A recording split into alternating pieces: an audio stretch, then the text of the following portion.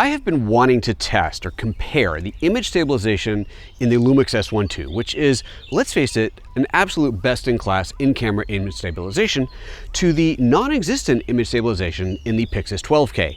Now, how is that possibly fair, you say? Well, it's not that the camera doesn't have stabilization. I mean, it doesn't. But what it does do is store all this gyroscope data from the camera into the file, embedded as part of the file, which you can then turn into stabilization in DaVinci Resolve. There's a slider that comes up, an option that comes up when you're doing image stabilization to use the camera's metadata for it. So that's what we're going to compare. And the way we're going to compare this is by putting the same lens, the Lumix 24-60, because this is the L-mount Pixis, onto both cameras and doing a series of walking and running tests. Now, with the Pixis, because I have no options internally, I basically only have to record with this twice. I'm going to record once walking and once running. With this camera, on the other hand, I've got a bunch of different things I have to test. I've got the standard stabilization on or off, and then with that on, E-stabilization, which there's cropless, standard, and high.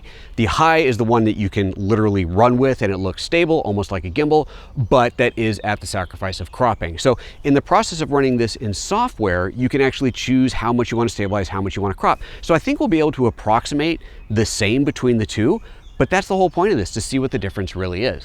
I'm ready to start. I'm going to do the walking test first with the Pyxis 12K. Now, before I take my first step, a couple of other things. This camera is a lot heavier than the Lumix, and weight does give you some stabilization. I thought about compensating for that by adding more weight to the Lumix or scaling this down to its bare bones minimum, but then I realized that's just not the way that you shoot with these cameras. I want to compare the way that you actually shoot. So this is mildly rigged up. It doesn't have a whole lot of gear on it, but it's not as light as it could be either. The other thing is the resolution. So I'm shooting 6K on the Lumix, which gives me some nice room to crop into. This doesn't have a 6K mode. It goes from 4K to 8K. So I'm shooting this one in 8K. That'll give us the extra room that we need to crop in stabilization without losing resolution. With that said, it's time for the first step. So let's get this thing rolling. I'll be sure to give it a good little ninja walk here and be as stable as I can realistically be. And now for a running shot. Ninja run. I'm going to be tired by the end of these tests. Well, that's it for the Pixis. Only 2 shots to get. So now we're going to switch this over and get the Lumix ready to go. And now we're ready for the first walking test with the Lumix. So this is all stabilization off. Ninja walk. Second walking test, this is stabilization on, but the E-stabilization is off. The next test is with the Lumix, stabilization on, E-stabilization set to cropless. Stabilization on, E-stabilization on standard. This is the last walking test. We're now at E-stabilization high. Now we've reset everything. We're back to no stabilization, so no electronic, no in-body, and now we're going to start running. And there's somebody coming. We'll wait.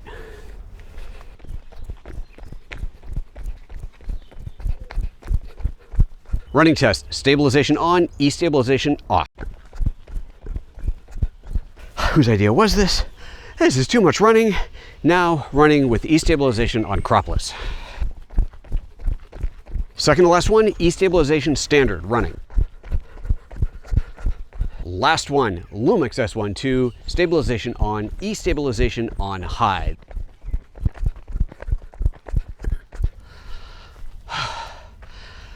We're done. Now we're going to take these into Resolve and compare them. I could see already that the running footage on the Lumix, even at the highest, was a bit back and forth, side to side. So maybe I could have held it more stable, but this is just kind of what we got. So we're gonna compare them. All right, I've got the footage in Resolve, and I got to tell you, the results are surprising. Let's have a look.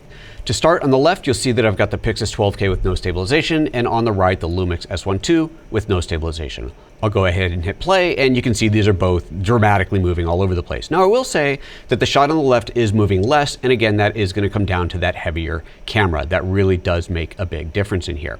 All right, now let's go to the next shot here.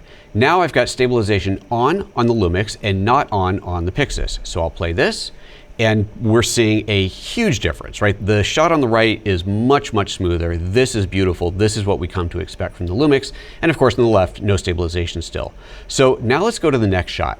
The next one is stabilization on, and now the gyro stabilization is on in Resolve. So first, before I even hit play, let's take a look at how you actually enable this. So here's what happens. First, I'm going to select the Lumix clip, and then up here under the inspector, you see stabilization, and stabilization is not currently active. It's turned on, it's on by default, but it hasn't been run. And if you look at the dropdown, you get perspective, similarity, and translation. So 3 different styles of stabilization. However, if I select the Pixis clip, now I have a new one called Camera Gyro. So this is taking that gyroscope data from the camera that's been embedded in the XML of the file and using that to do the stabilization.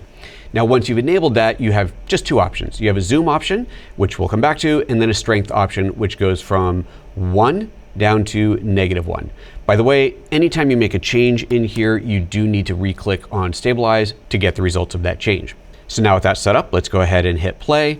And here you can see that I've dialed in again the stabilization on the Pixis to 0.6. I felt that fairly matched what we were getting on the Lumix, and I think these look pretty even here. Of course, it's a bit subjective, but I think we're looking at a pretty even spread. So now we get into E-stabilization in the first mode, which is cropless. And here you're starting to see that there's a little bit of an edge-to-edge jumping that's happening in here, which honestly, I'm not quite sure why this is happening. I would expect to see this if I had accidentally had the Boost IS mode turned on, which I did not. I verified that multiple times, including after I imported this, and I just went back to the camera again to check. That wasn't on, so I'm just assuming this is a bit of that movement side to side. We're just getting a little bit of a jumpiness in there from the E-stabilization. So I'm not feeling like the E-stab is really doing a great job in here. And if we compare it to what we're getting on the Pixis with that stabilization dialed in, I'm thinking the Pixis is starting to look better. Now let's look at E-stabilization set to standard. So we got a little bit more E-stabilization. That means that this sensor is allowed to crop in. And I actually think this is working out better here. We're getting a smoother motion. The Pyxis 12K is set to 0.7. And now let's go to the next shot in here where E-stabilization is on high. And I first wanted to compare to no stabilization on the Pixis just to show the hugely dramatic difference. But now let's go to that final shot with full stabilization on the Pixis. And wow, that is astounding. The Pixis is rock solid, absolutely rock solid. So what is the zoom function on here doing? Well, this will actually allow us to see just how much stabilization is happening. If I turn off zoom, then all this means is that the Resolve is no longer zooming into the clip to go past the black borders. So now if I play this, you'll see just how much that shot is being moved to get that stabilization. So you would of course not do this in production. It's more so you can just see what's happening. If I hit the zoom button again, then we're back to our full smooth shot. So that is amazing. Now this is all the walking tests. Next, we're gonna go to the running test. But before I do that, I wanna show you this thing. This is kind of cool. This is from a company called XPPEN. This is the sponsor of this video. Thank you very much, guys. This is called the Pilot. And this little guy here is a wireless or wired remote control for Resolve, for Lightroom, for basically anything you do on your computer. It's got a ton of different functions on here. So you've got a bunch of buttons on the left and the right, 4 buttons there, another 4 buttons on the front, a couple of different knobs. And let me show you how this is working in Resolve. So if I put the playhead here and I twist the top knob, it's skipping forward 1 second at a time. If I go down to this dial, it's moving back and forward 1 frame at a time. You may have seen me already doing this with the joystick, going left to right. And then this little guy up here allows me to zoom in and out of the timeline. Of course, these are all completely and totally customizable. You can make them keyboard shortcuts, or you can do really cool things where it actually brings up a menu. And the shortcuts can actually change depending on the Resolve page. So watch this. I'm going to go over to the color page, and let's say that I was color grading this shot and I wanted to add a node onto here. To add a node, I'd right click and go add node and find the right one, or maybe I remember the keyboard shortcut. But what I can also do is, instead of programming, let's say add serial node before or after to individual buttons, I can do this. So I just hit the button and it brings up a contextual menu, and now I can choose what I want. I add a serial node to that. Let's take this one here, hit it again, let's add a parallel node.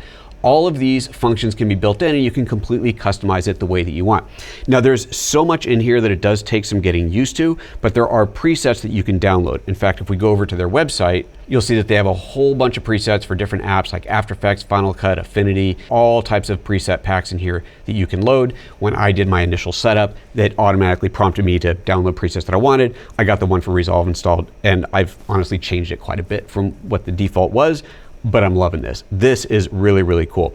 I have the speed editor here, which I only kind of sort of use, but this is actually giving me more control over the playhead, moving back and forth from clip to clip, moving, scrubbing one frame or 1 second at a time, zooming in and out of the timeline. I am really falling in love with this thing. So thank you XPPEN for sponsoring this video. This thing is awesome. Let's take a look at the running shots now. Back to the edit page, looking at the running shots. Initially, it's madness, right? There is so much movement in there, so much movement. So that's just horrible. So let's go ahead down to stabilization on for the Lumix S1. And you can see it's a dramatic difference, but it's still a lot. So let's just start going through these. Stabilization on, E-Stab off. It's, you know, it's good on the Lumix, not great. Over on the left, we're seeing a fair amount of movement still, but we're only at 0.5. I'm just gonna skip through these and get to the end where we see the real meat of this. Here we have stabilization on and E-stabilization high for the Lumix, and the Pyxis 12K is at its maximum. And look at the difference here. This is crazy. This is a wild, wild difference. I'm gonna jump to a full screen view of this so you can see one shot at a time. So here's the resolve gyro moving in at full 1.0 with running, and that's the shot we're getting. Now there is some motion blur in the frames. If I park on a frame like this, you'll definitely see it. I was shooting this at 180-degree shutter. I could have set this to a much tighter shutter so I'd get sharper frames in there. That would have probably been better, but I wanted to keep this all consistent. It's more about the stabilization in here. And if we compare that to the Lumix shot, you'll see a lot of that jerking back and forth, and it's, you know, it's just not anywhere near as good. And on this shot, if you want to see how much it's cropping, I'm just going to turn off stabilization, and you can see it's a significant amount of cropping. So this is why, if you're going to do this kind of work, you definitely want to be shooting at a higher resolution. 8K is probably going to cover you. You'd also shoot at 12K because it is the 12K camera. So that's what I wanted to do. I wanted to test this. I did not know going into this how this was going to turn out, and I got to say, I am surprised. Obviously, I'm a Lumix fanboy. I love my Lumix cameras. The stabilization in there is fantastic, but wow, the stabilization on this Pixis camera has really blown me away. It is arguably better. And the fact that you can dial it in or out as much as you want in post, you don't have to commit to anything ahead of time. That's pretty sweet. So I think this one goes to the Pixis. Sorry, Lumix.